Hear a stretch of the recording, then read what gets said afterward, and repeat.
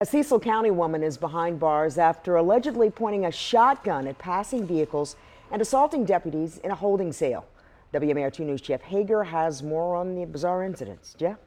Well, Kelly, 30-year-old Elena Robbins faces a series of charges after an apparent drug binge turned violent.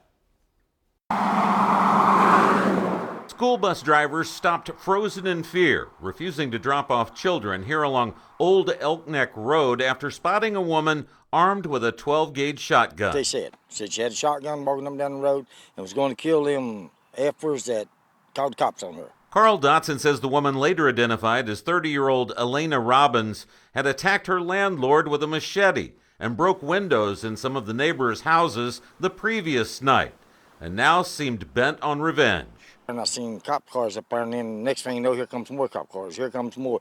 Anyway, there's about, I'd say at least 10 carloads of cops up there. She was waving the gun at various vehicles, so the deputies immediately took action. At gunpoint, they ordered her to the ground, which initially she refused the orders, but ultimately complied.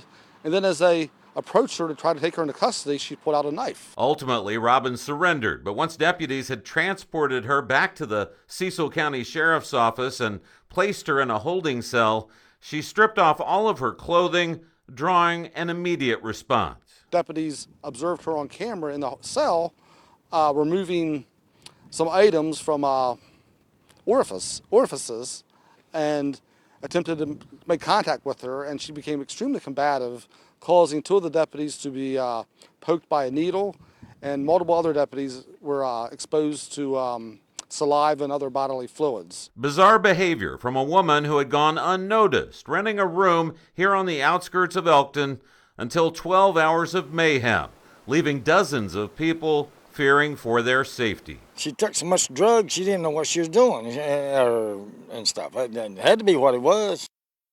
During her binge, Robbins pointed what proved to be an unloaded shotgun at numerous motorists, including a 76-year-old man, as well as trying to break into a home through a bedroom window where a 2-year-old was asleep inside.